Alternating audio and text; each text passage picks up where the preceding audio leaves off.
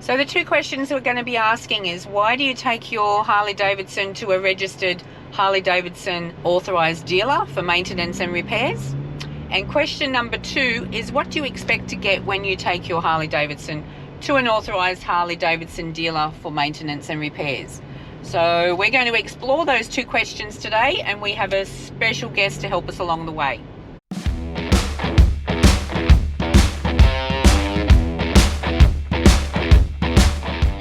Welcome to Kazimoto, guys. I'm Leanne and I'm one half of Kazimoto. The other half is currently on the bike, and we're en route to our filming location for the day. If you're a returning viewer, we thank you so much for coming back.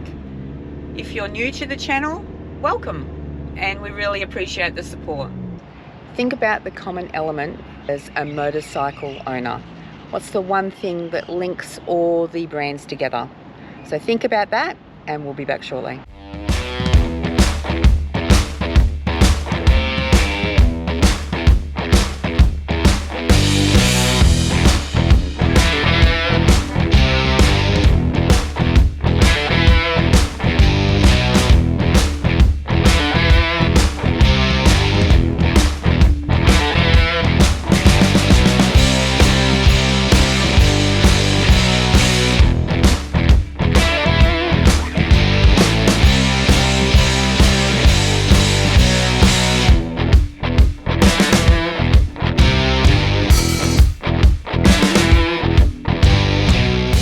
Hi, this is my Softail Custom. I've owned this bike for 13 years. I bought it brand new, and it's exclusively been serviced by this dealership during the whole time. Like all Harley owners, we're all proud and we all want to have that individualised bike. When I first bought this bike, I had an idea of doing ape hangers and different things, and I wanted it to be a traditional looking Harley Davidson, something that was recognisable to most people out there in the world of these Harley Davidsons. Spent a lot of money changing things, and mostly the things I've changed in this bike are genuine Harley Davidson parts, except for maybe the exhaust and the wheels and the handlebars, but you know, things that Harley don't actually make as such, you know. Well, life started off for this bike as a 96 cube motor, and I made the awesome decision to put 211 cams in it. Firstly, sounded great, really made a difference the way it rode, and certainly how the power worked and so forth. What I quickly worked out though was, after I had it for a short time, was it was slightly over-cammed, which meant I had to manage it in roundabouts, and I'd generally been in a lower gear than most people because of being over-cammed. In consultation with the dealer, we then turned it into a 103. Not wanting to spend the money on it straight away, I elected just to do valve springs and 103 pistons, barrels and so forth, and we turned it into a 103, which meant the bike was really quite good then, quite balanced and so forth. One of the decisions I made was not to do adjustable push rods, and most people will do that, but for me, I'm a car guy. It's just one less part that could perhaps undo itself. Life went on, and finally we put a stage 4 motor in it, so that meant everything: throttle body, injectors, heads, barrels, the lot, you know what I mean? Anyway, during the process, we upgraded things such as steel head gaskets, but you know, it was something that they gave me advice on, which I was gladly I accepted. We also changed the cam chest. The oil pump actually had some scuffing on it, and the decision was, did I want to really spend the money on a Screaming Eagle? And the answer was yes, I did, because I wanted to make it right. This engine's done quite a few kilometres, and I ride it away every year mostly, and you know, do some reasonably big kilometres during that time. I don't do a lot of kilometres through the year because I have other motorcycles, but I've got to tell you, the bike's been pretty bulletproof. Things that I feel we should be bringing the bike to the dealership for is a couple of things. Mainly to service the bike and to look after it, but above all, just preventative maintenance on the bike as such. People tend not to understand what preventative maintenance means. If you've got a new bike, servicing just seems like we're just servicing the bike. But this is an older bike, so this bike really requires more than just a service. It needs someone to look after it. It needs someone to look at it and so forth, right? And I've got to tell you things that I do for myself. I wash the bike a lot, I look after it, and I'll give you a tip. When you wash something, your eyes follow your hands, which means, and I'll give you an example. Over here, this lovely little cover here seems quite innocent, had come off and was jammed between the exhaust and that down there. Now when I was riding, I could actually hear a noise. I didn't know where it was coming from, but because I washed the bike, I was able to see it. I'm sure if I brought it in here, they would have noticed that as well. But which leads me to the next thing. I'm pretty sure most technicians, every time they see these lovely covers, they're a bit difficult to get off. And I've got to tell you, I had some difficulty undoing the little Allen screw to put it back on. One of the other things that I had go wrong with the bike was simply the belt cover cracked. But done, and I was very pleased that they picked that up. Again, something very small. One of the other things that I've noticed also too over the years, see these lovely covers that we all have on the rocker boxes here. Okay, we all got them and we all love them. And when the bike was fairly new, I had a problem, it wouldn't shift gears properly and I couldn't work it out. So I brought it into them and they took one quick look at it, put it up on the hoist, you know, went through the linkages, went that sort of thing. And I looked down there and guess what? One of these was down there and that was the problem. Here's me thinking I have a major gearbox problem and so forth. Another thing too, all these lovely little chrome pieces such as around the heads and all that sort of thing, all beautiful little accents on the bike and so forth. But you know what actually happens when you wash the bike or it rains and you don't dry it out properly, water collects under there and it gives a problem. And then when these spark plugs get jammed in the heads, it'll be because I put these covers on. It won't be the fault of these guys. Even if they're putting never sees on it and so forth, and totting them up with an actual torque wrench as such. But I had an occasion when I had the older motor in it, we actually had a spark plug jammed in there, and we all got together and I decided, look, just take it out. If it breaks the head, then we'll repair it. But in long term, some of these things are unnecessary and whatever, but I must admit that most people should spend the money on servicing their bike, so you get what you pay for. Preventative maintenance and servicing are very, very important to the life and the longevity of any motorcycle. All the chrome, like they say, chrome won't get you home, and that used to be a saying.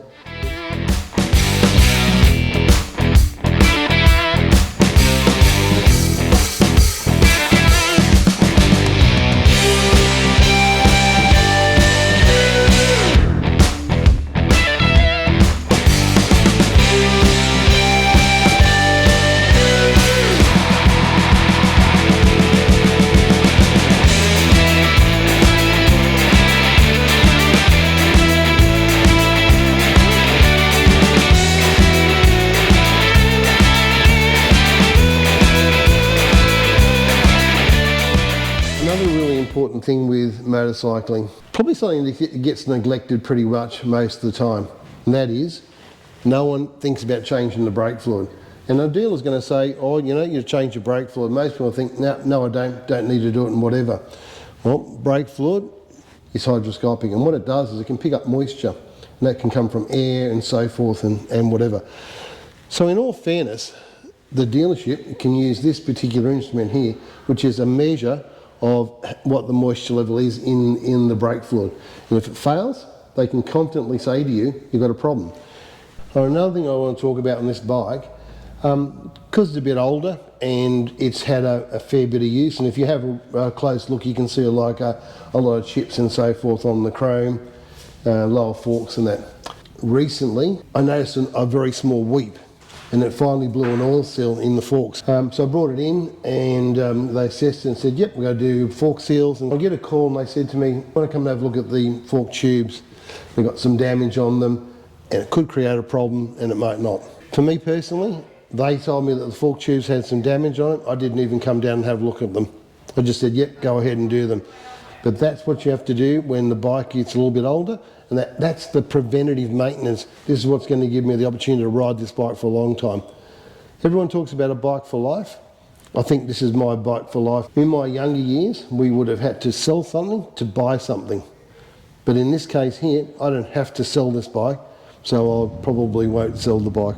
When I rode a motorbike when I was an apprentice, and I used to travel something like 40 kilometres to work each way on a very small motorcycle, we were considered the poor kids because we rode a motorbike. We couldn't afford a car. today it's kind of fashionable to own a motorbike, and for me, I'm all about bikes. I'm all about what it brings for me, and I love the travelling. It's the freedom, and something I'll never ever experience any other way.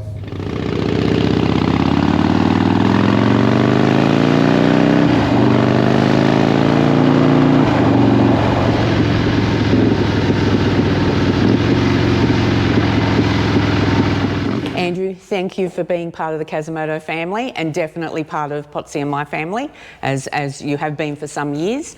Tell us a little bit about how you got to being #3 technician for Australia and New Zealand for Harley Davidson.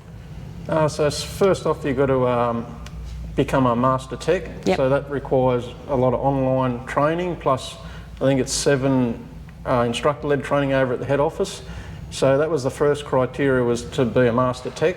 And then the next criteria was you had to pass and complete all the last 12-month online update training for the last 12 months. If you met both those criteria, you then went into the Technician of the Year examination. Yep.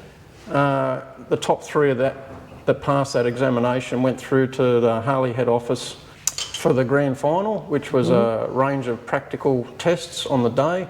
Unfortunately, I didn't win, but it was a great experience, and I look forward to hopefully we can do it again next year and come away with a prize.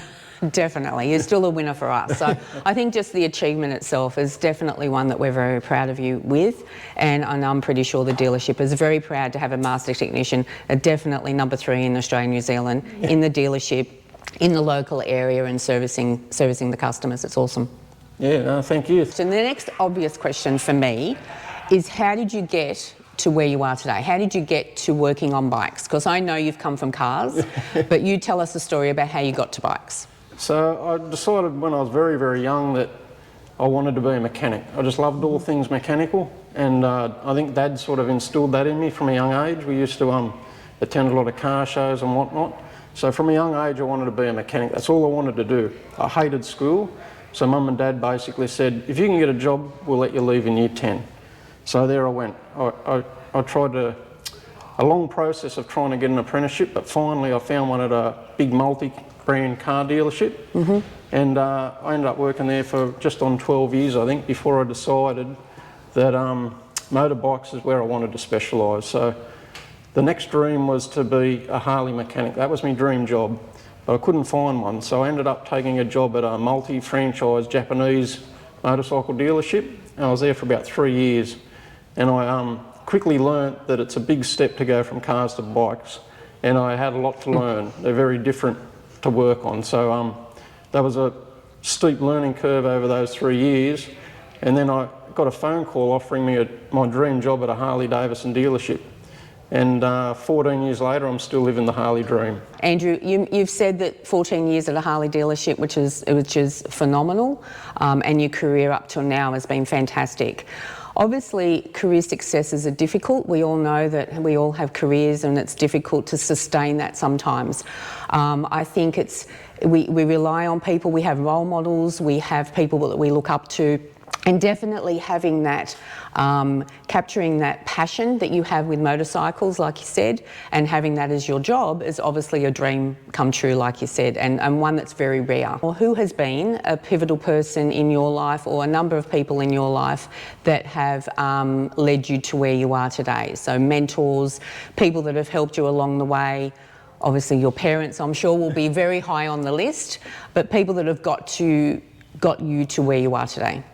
Yeah, so basically from day one I decided that I try and learn something from everybody I work with. So there's been many people that have taught me something. Even today I learned stuff from first year apprentices that may do it a different way to I do, and I go, I just learnt a better way, you know. So there's been many people, but there's probably 3 people that have been with me from the start, and that was Mum and Dad and Pottsy. Pottsy actually gave me my start when a lot of people wouldn't give it to me. He took a gamble, and hopefully that gamble paid off. Well, I think it did, clearly. But your mum and dad obviously have been a huge part of your life, and obviously as their son, but definitely supporting you and moving you through your career. Yeah, 100%. And like I said before, I think it was Dad and his passion for anything mechanical, whether it was cars, bikes, aeroplanes.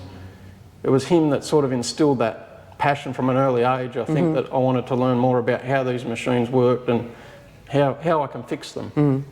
And Pottsy got you your first job working with cars as well, I think? That's correct, yes. Yep. So after nearly 12 months of trying to get an apprenticeship back in those days, it wasn't an easy thing to do. Pottsy must have saw something that he liked and gave me a go. And Maybe it was the hair because he doesn't have much. I used to complain about the hair back in the day. He was like, "Tail that stuff up." But yeah, and I'm truly grateful for him giving me a go because it just didn't seem like anyone was going to there for a while. And You've got wonderful work ethic, and you're superhuman, and you're a fantastic bloke. So I'm sure you would have succeeded in anything. But we're just lucky that you're a Harley mechanic and a master of technician, number 3 in Australia and New Zealand, and we're super proud of you. Master technician would bring on a lot of responsibilities, I guess, in a workshop, something like this. People will be using you as a role model now. You've used other people as a role model. People will be looking up to you and aspiring to be a master technician like you. If you had to give some tips to an upcoming mechanic, a motorcycle mechanic, what would be some tips that you would be able to instill in these young guys or young girls that are moving up and aspiring master technicians? I think I see it a lot with young guys coming through. They think they're going to start to build engines in their first week. I try to tell them to look at the big picture. You know, we all started emptying the bin or driving the van or whatever. You got to get past that, and you got to look at the big picture. It's hard. Even me, when I was younger, I was like, oh, you know, I don't want to, you know, sweep the floor or whatever. But you get past that eventually.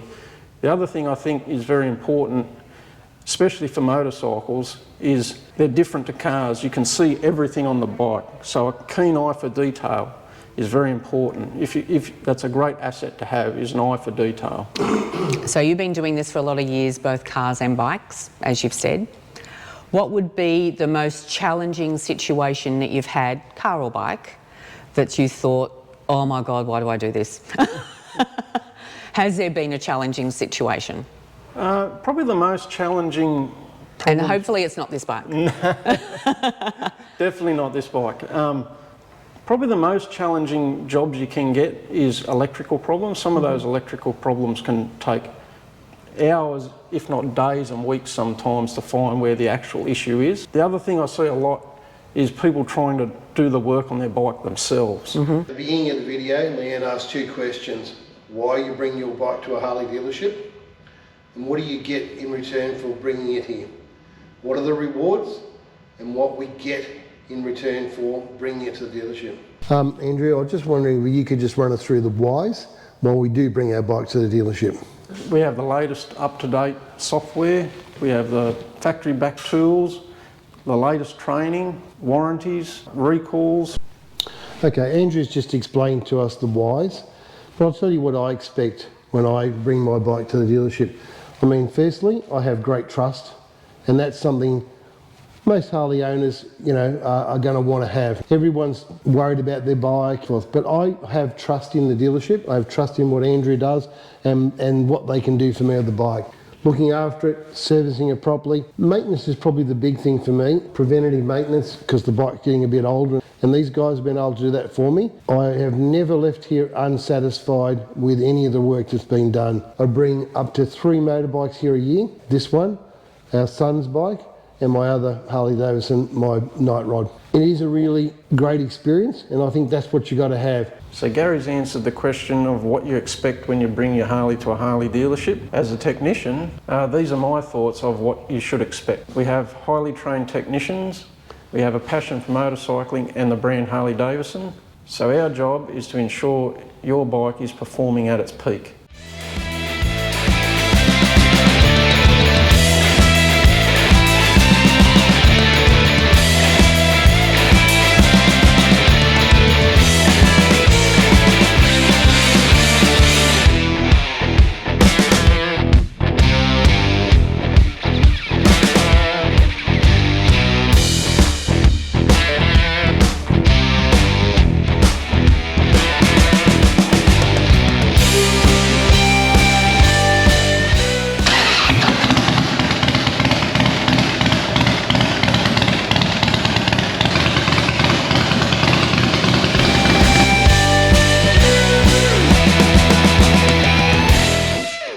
finished filming for the day, guys. Thank you so much for joining us. We really appreciate it. We're now going to have a few cold drinks and a nice lunch with Andrew as a thank you. We'll catch you soon. Pottsy and I really appreciate your support.